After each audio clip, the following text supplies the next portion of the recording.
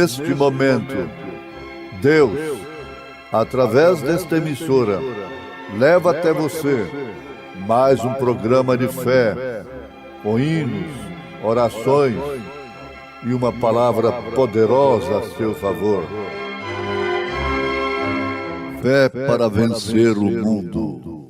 Somente crer, somente crer,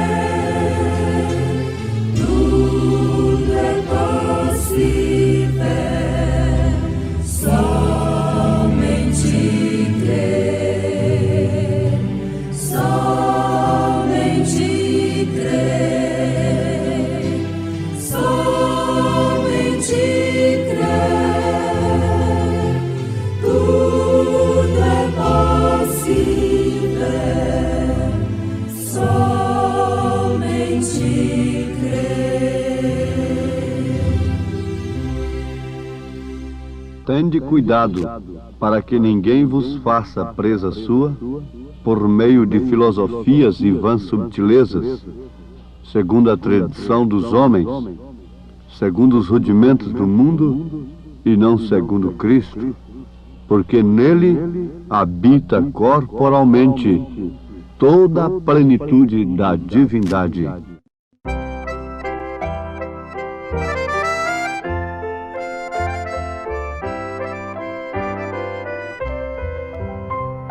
Além, muito além, no céu eu tenho um lar de paz e amor, que o meu Salvador foi pra mim preparar. Além das estrelas, além do luar, em ruas de ouro eu vou passear. Esta é a esperança que tenho sem fim, de ver a cidade sorrindo pra mim. Além, muito além, no céu eu tenho um lar de paz e amor, que o meu Salvador foi pra mim preparar.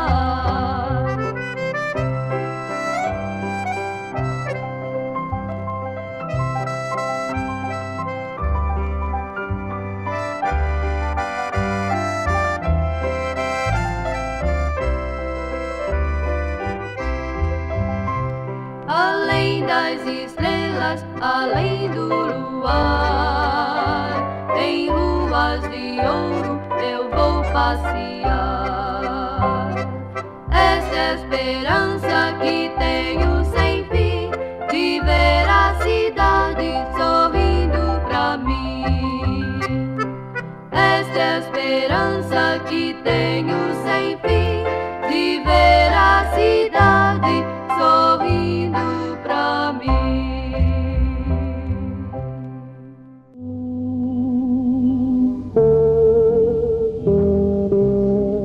Na carta aos Colossenses, capítulo 2, versículo 8 e versículo 9, nós encontramos o cuidado de São Paulo em prevenir a igreja para que ela não se tornasse presa daqueles que, por meio de filosofias e vãs subtilezas, segundo a tradição dos homens, segundo os rudimentos do mundo e não segundo Cristo, procurariam fazer da igreja sua presa. Devemos ser presos, sim, mas presos de Cristo. Ouvintes, os demônios procuram sempre enganar as pessoas, pois eles sabem que nos homens existe aquela ansiedade, existe o desejo de cultuar a Deus. de satisfazer esta parte. Mas é como se aquilo fosse apenas uma parte de sua vida e com aquilo como uma obrigação. Caim manifestou o desejo de adorar a Deus. Talvez ele teria sido mais feliz se não tivesse prestado nenhuma adoração a Deus, do que prestar uma adoração que não combinava com a revelação, com o plano de Deus, com o culto de Deus. Melhor fora que ele não prestasse nenhuma adoração do que prestar uma adoração errada, sem revelação. Mas ali estava, ele era preso de um espírito religioso. Ele era preso de um espírito religioso, entendam isto. O que acontece com muitas pessoas nesses dias, que são presas de um espírito religioso, o que não combina definitivamente com o Espírito Santo. Devemos ser presos de Deus. Quando Paulo saiu para o deserto da Arábia, ele não tinha nada, absolutamente nada, do que ele entregaria para a igreja. Isto mostra que Gamaliel não pôde lhe oferecer coisa alguma que alimentasse a igreja de Jesus Cristo. Ele não aprendeu coisa alguma, porque caso contrário, ele não teria que ir para o deserto, ouvir de Deus, diretamente de Deus, aquilo que ele deveria entregar para a igreja. Ele voltou de lá totalmente livre de todo arrazoamento eclesiástico e voltou de lá sabendo unicamente a palavra de Deus. E teve a palavra escondida até que se converteu num prisioneiro. Então ele regressou de lá atado com as cadeias do amor. A sua atitude diz, o seu ministério diz: tenho perdido toda a minha experiência do instituto e agora sou prisioneiro de Jesus. Amém. Filemão, meu irmão, agora sou prisioneiro de Jesus Cristo e só posso falar o que Ele me mostra. Eu não posso falar outra coisa a não ser aquilo que Ele me mostra. Nos faz lembrar nesse instante daquela mãe que mandou seu filho para um seminário lá na América do Norte. E ele ficou por lá mais ou menos uns 4 anos sem ver a sua mãe.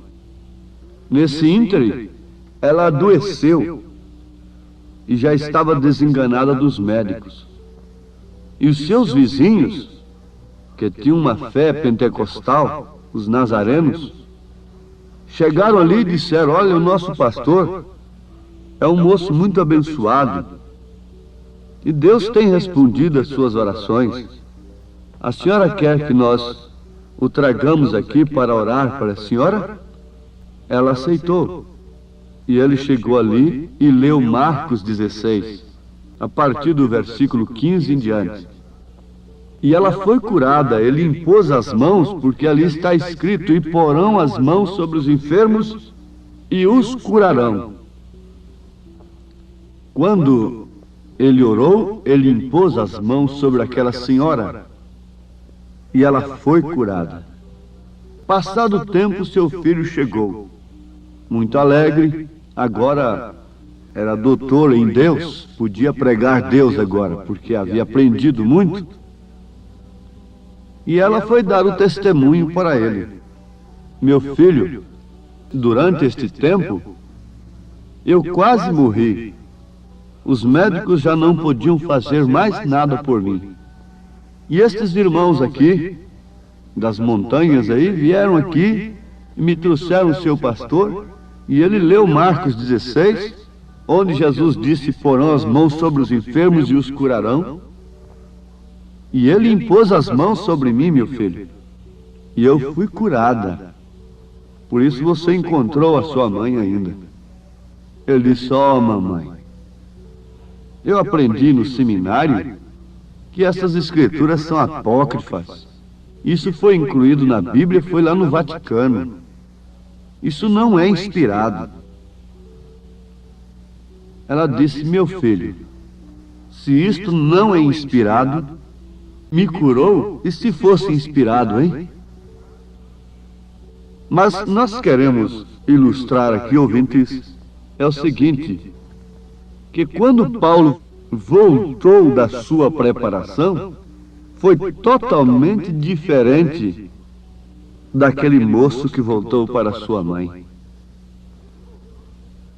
Ele voltou dizendo: porque eu recebi do Senhor o que também vos ensinei. Ele voltou dizendo que não havia recebido de homem algum, mas sim de Deus. Ele voltou dizendo que o seu ministério era confirmado com prodígios e maravilhas, com sinais, prodígios e maravilhas. Ele voltou como um preso de Deus, não como preso de uma organização, não como preso de um ismo acerca de Deus. É o que os homens bem intencionadamente têm feito. Têm feito prisioneiros de seus credos, de seus dogmas, ao invés de fazerem prisioneiros de Cristo. Os homens só podem servir a Deus através de seus credos, através de seus meios. Não há um meio comum, não há um meio unânime, não há um mesmo parecer, um mesmo sentimento. Chocam-se entre si quando a Bíblia é uma só, quando a palavra de Deus é uma só. Agora, o que é que Deus está necessitando nesses dias? É de homens comprometidos com tal ala, com outra ala tal? Não. Deus está necessitando de prisioneiros seus nestes dias. Tem que nos fazer prisioneiros de sua vontade. Alguém diz: ó, esta mensagem é a Bíblia pura, mas não é da minha denominação. Eu não posso aceitar. Que coisa absurda! Que julgamento virá sobre aquele pregador tão instruído e dizer: esta mensagem é Bíblia pura, mas eu não posso aceitar porque não é da minha denominação. Deus quer prisioneiros é de sua vontade. Seja feita a tua vontade, assim na terra como nos céus. Deus está precisando de homens que possam falar somente sua palavra, sem adicionar nenhum pensamento humano. Falar simplesmente aquilo que Deus fala. Assim foi com São Paulo.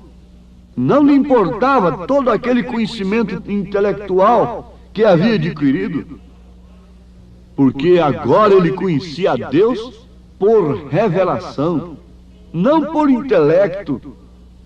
Sim, Senhor, alguém me diz um dia, muito amigavelmente: ó, eu te conheci ainda menino, eu pude pôr a minha mão na sua cabeça quando você ainda era criança. Eu conheço a Deus muito primeiro do que você. Certo? Eli também conhecia a Deus muito primeiro do que Samuel. Mas Deus não considerou Israel pelo que ele fora no passado, mas sim pelo que ele era no presente.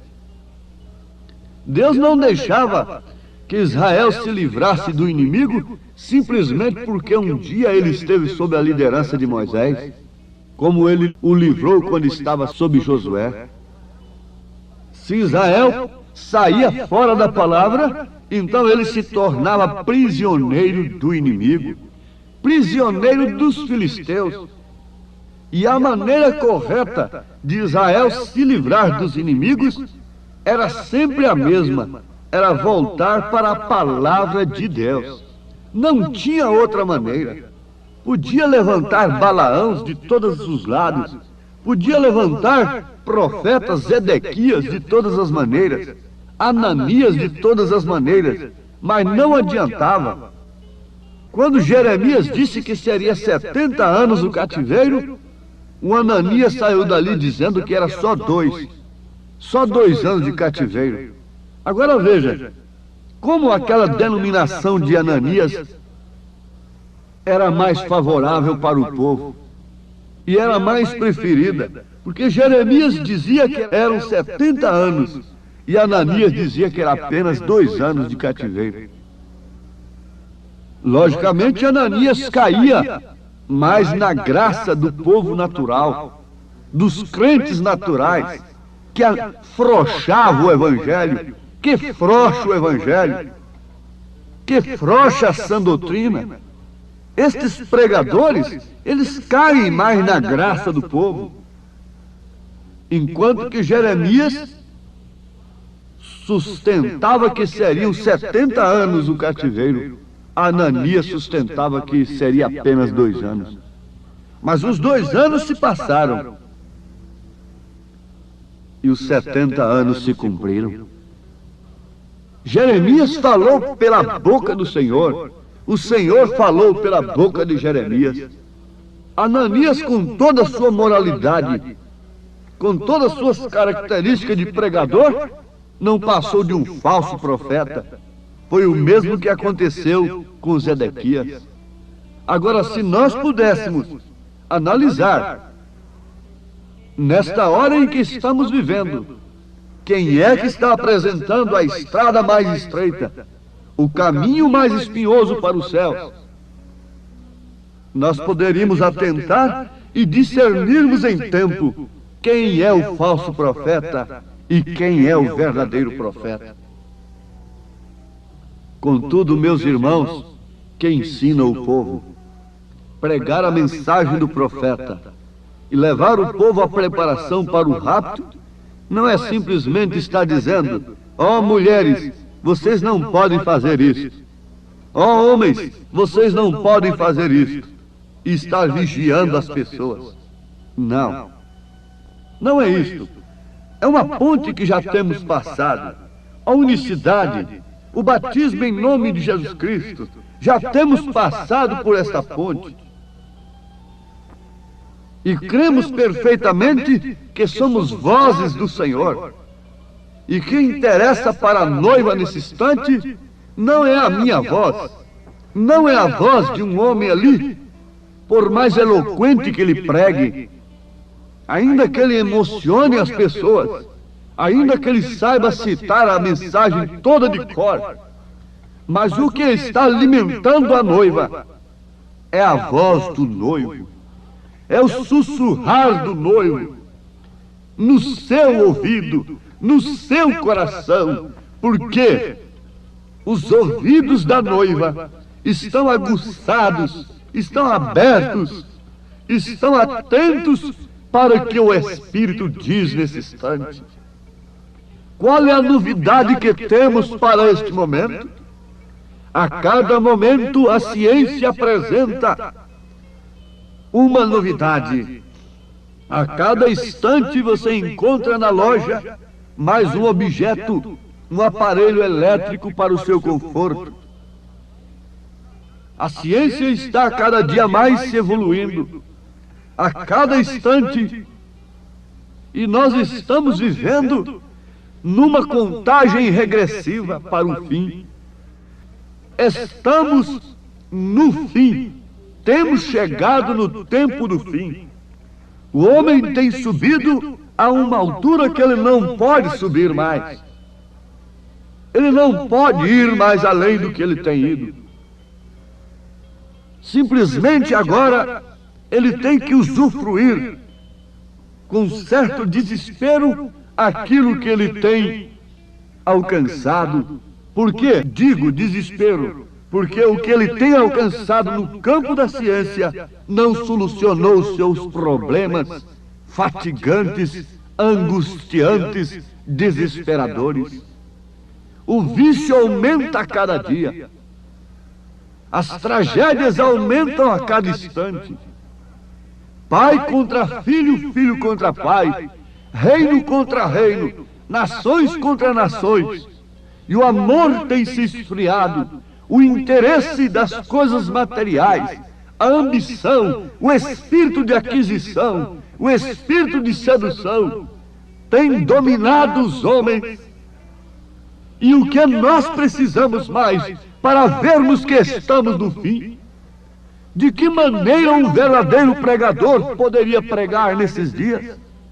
Qual seria a mensagem verdadeira de um homem verdadeiro de Deus? Seria que eu orei por você e você foi curado? Seria testemunhos de cura?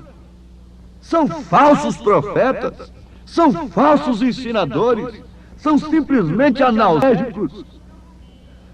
E eu não me interesso por um analgésico nesta hora. O evangelho analgésico não lhe interessa, porque logo este efeito passará e você estará sofrendo a grande dor da decepção de ter ficado neste mundo fora do arrebatamento. Há de fato um oásis de amor, há de fato uma fonte de água viva fluindo do ventre daquele que tem o Espírito Santo.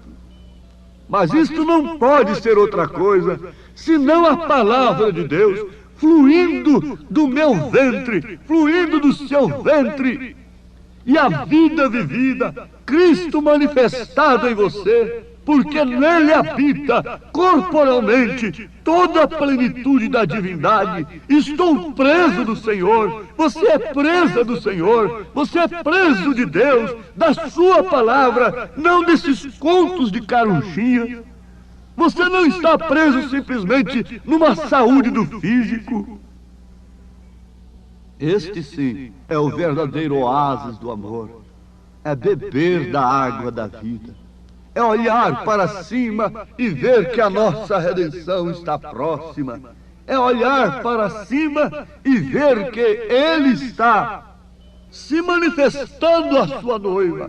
E ela está com os seus olhares para Ele, fixados nele, sem desviar a sua atenção, nem para a direita nem para a esquerda, porque Ele é o alvo principal daqueles que vão subir. Caminhando nestas vagas sem desertas amor, minha alma sequiosa um oásis encontrou. Vem depressa descansar em Jesus o Salvador. Vem beber da água viva do oásis do amor. Firme-se na confiança do Senhor, na sua palavra, e viva o que você tem crido nesse instante, e é o suficiente. Somos vozes de Deus, vozes do Senhor nesses dias. Você tem sintonizado a voz de Deus no seu coração, e por isso seu alvo principal é o arrebatamento. Deus lhe abençoe em nome de Jesus Cristo. Amém.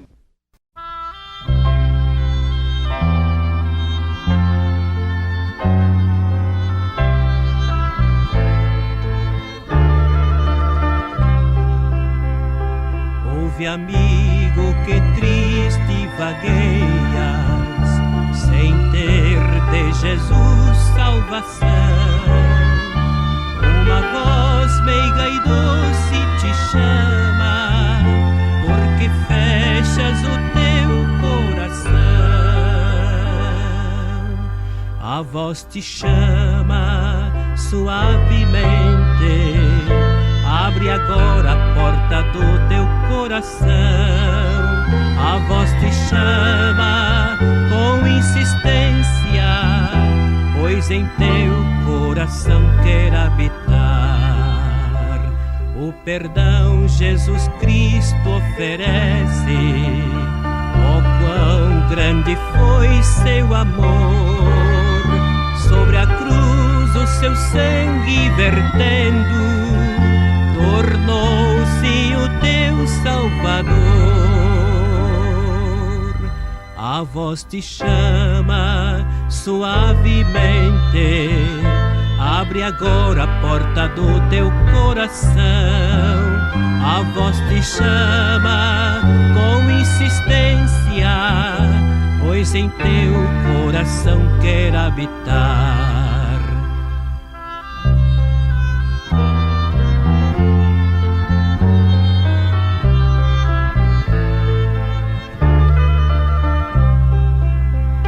Esta voz que tão meiga te chama, em breve há de silenciar, e então será tarde, ó amigo, sozinho tu has de ficar.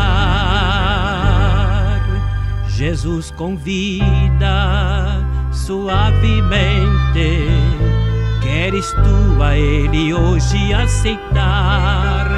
De manso bate a tua porta, pois em teu coração quer habitar.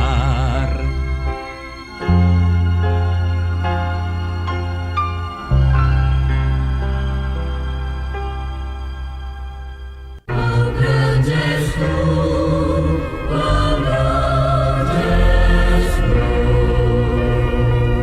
tu, Senhor meu Deus, quando eu maravilhado fico a pensar nas obras de tuas mãos, no céu azul de estrelas pontilhado, o teu poder nos mostra a criação. então minha alma canta-te, Senhor. Quão grande és tu, quão grande és tu. Então minha alma canta-te, Senhor. Quão grande és tu, quão grande és tu. Quando eu medito em teu amor tão grande, teu filho dando ao mundo pra salvar.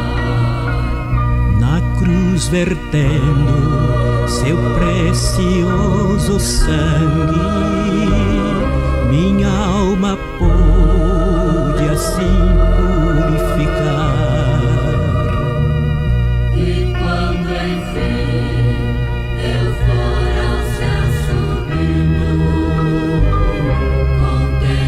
contemplarei a glória do Senhor.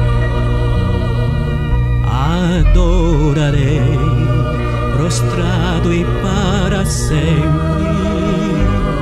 Quão grande és tu, Senhor, meu Deus, hei de cantar. Então minha alma canta-te, Senhor. Quão grande és tu, quão grande és tu. Então minha alma canta-te, Senhor. Quão grande és tu,